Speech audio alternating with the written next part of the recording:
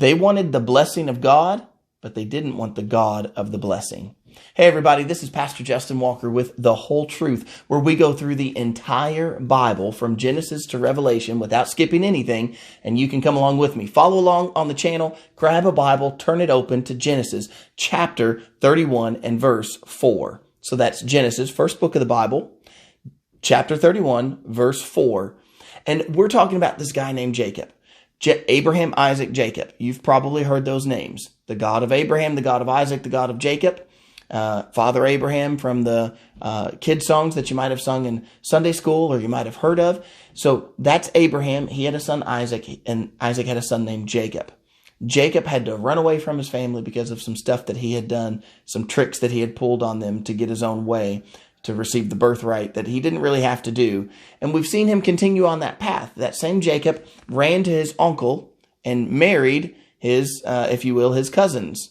Okay, so Jacob went to Uncle Laban's house, fell in love with his daughter Rachel. Jacob went to Laban, fell in love with Laban's daughter Rachel. You got that? But Laban tricked Jacob, and Jacob ended up having to marry Leah, the older sister, first. Then he ends up marrying Rachel, so now he has two wives, and he was ready to move out. He had all these kids. He's got 11 sons and one daughter, and he's ready to move out from Uncle Laban's house, but Laban insisted he stay for a while. And so Jacob had made that deal with him about the speckled and the spotted flock and to be his. Well, he has been gaining a lot of flock. Okay, not flack, not gaining, he didn't get flack. He got a lot of flock. He got a lot of sheep and goats, and he got a lot of rams, and he was being taken care of. The Lord was blessing him, and he had cattle, and the Bible even says that he had camels and donkeys, and he was blessed with a lot of livestock. Okay, and in verse 4, so we're in Genesis 31, verse 4, so Jacob sent and called Rachel and Leah to the field to his flock. And he said to them, I see your father's countenance, that it is not favorable towards me as before, but the God of my father has been with me, and you know that with all my might I have served your father, yet your father has deceived me, changed my wages 10 times, but God did not allow him to hurt me. If he said, thus the speckled shall be your wages, then all the flocks bore speckled. And if he said, thus the streaked shall be your wages, then all the flocks bore streaked. So God has taken away the livestock of your father and given them to me. Now Jacob is he's trying to explain to his wives why he wants to leave. And he says that he's going to tell them that God is calling them to leave, but he wants them to understand where he's coming from. And so he reminds them about how he's been gathering up this livestock. He had made a deal with Laban. Laban said, don't leave. What do you want me to pay you? After all these years of serving, Laban is finally going to pay Jacob. Jacob says, I'll take the speckled and the spotted of the flocks. So they take out the speckled and the spotted. They put them 3 days' journey away. And then Jacob, you remember though, Jacob started taking those sticks and he started peeling these almond sticks and putting them in the water troughs before the animals would conceive or before they would mate. And he was trying to get them to be speckled and spotted. But now we're seeing that Jacob says something different. Jacob has recognized that the blessing came from God.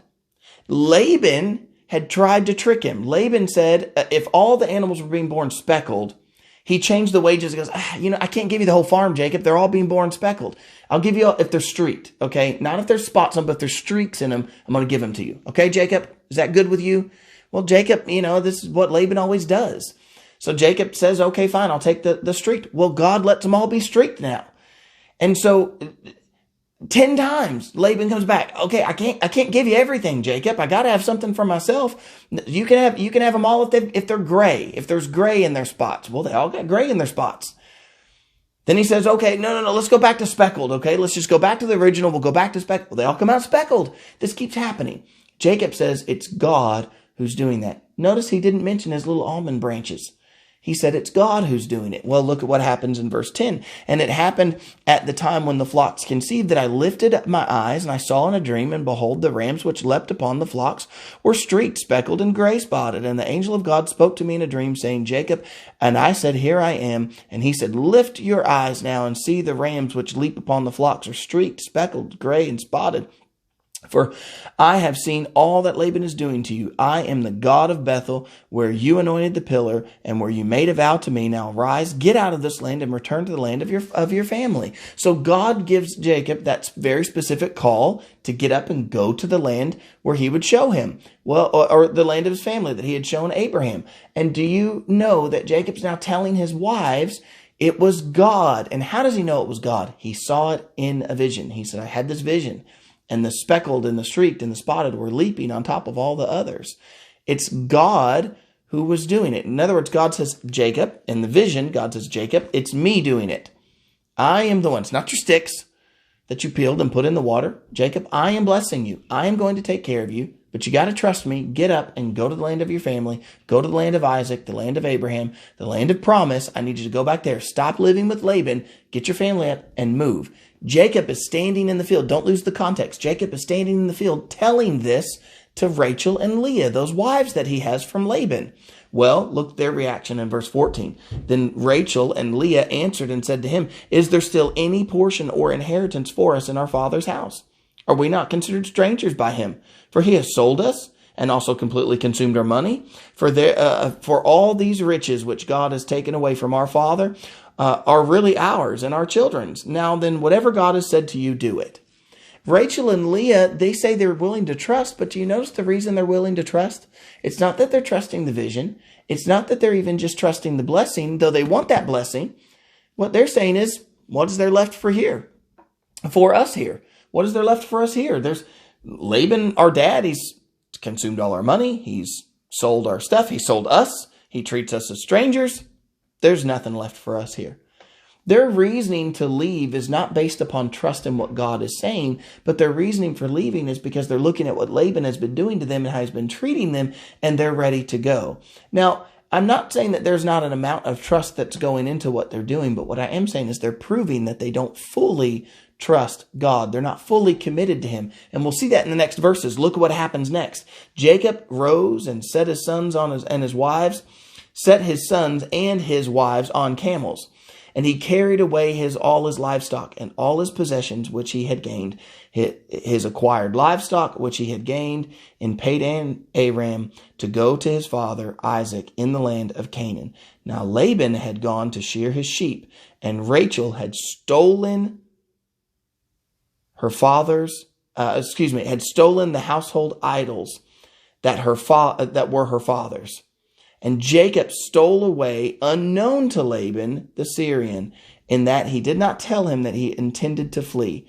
And so he fled with all that he had, and he arose and crossed the river and headed toward the mountains of Gilead. Sorry, I got stuck there. My eyes just started doing weird stuff. That happens every now and then. But do you understand what happened in the middle of that?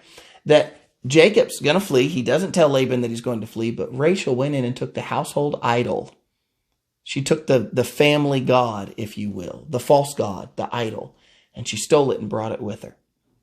Now listen, remember, she told Jacob, whatever God has told you, do it. But then she went and she got the household god, and she brought that with her. How often can we fall into this trap too? Where we say that we're trusting God, but we're not fully trusting God. We're still keeping a grip on what we think we need to do. We say we're trusting God, but we won't fully let go and let God handle it. Let God take control of it. I'll use one example of many. One example would be forgiveness. How many times do we say that we'll forgive someone, but then when we speak of them, we still speak ill of them, we still speak hateful toward them, or we don't speak to them at all? How often do we say we're giving it to the Lord, but we don't actually give it to God? How often do we say that we're trusting him, but then we go and make a move of our own, trying to make something happen of our own? Maybe it's in your job or in your relationship or with your children or with your church or whatever it might be. Friends, listen, when God calls you, he's the one taking care of you, and you don't have to hold on to a little bit for yourself. That's what Rachel was showing. Now, I can't fault Rachel too much. Rachel was obviously raised in a home where there was false idols, where there was false gods and idols. And her husband, Jacob, it's not like he's been demonstrating pure faith in the Lord either. I mean, he was the one sticking the peeled sticks down in the trough trying to make the animal speckled and spotted. But really, God was showing him in a vision. It was God that was doing it the whole time. God is bringing Jacob to a closer relationship with him, and he'll do the same with Rachel. He's got to get Rachel to that point, and he does the same with you and I. Thankfully, God doesn't leave us when we are foolish and we don't trust him. Thankfully, he doesn't just kick us to the side, but he continues to work on us because he's our loving Father who takes care of us. As a matter of fact, I would say to you that God demonstrates his love towards us in ways that we never even think about. I want you to think about this morning. Did you notice that God was the one taking care of Jacob the whole time with these streaked and spotted animals? I don't know why you're watching these videos. Maybe you don't even believe in God. Maybe you're just trying to prove God wrong or prove his Bible wrong, and you've stumbled across these videos. I don't know how long these videos will be out on the internet, but I can tell you this. Did you know that even if you don't believe in God, God actually is caring for you and blessing you? He makes the sun to shine on the just and the unjust. He makes the rain to fall on the just and the unjust. Even if you don't believe in him, he is still taking care of you by his grace and by his mercy. He's holding this whole world together. And do you know the reason he's taking care of you? Because he's giving you an opportunity to come to him. He wants you to believe in him. He wants you to put your faith in him. He wants you to follow him. He wants you to live your life for him. He wants you to spend eternity with him. And he's making an opportunity for you to do that. The same with Rachel. He didn't strike Rachel dead when she took the household idol. No. Instead, he tells us, he records it. It's going to cause Rachel some trouble. It's going to cause some problems in the rest of the chapter. We'll see that in the rest of the chapter. She's not without consequence in this, but it doesn't mean that God's going to turn his back on Jacob or on the family. God's going to lovingly bring them back unto himself because that's what God does. All right, everybody, I hope that you enjoyed today's video, and I'll see you tomorrow with more of Genesis chapter 31. See you then.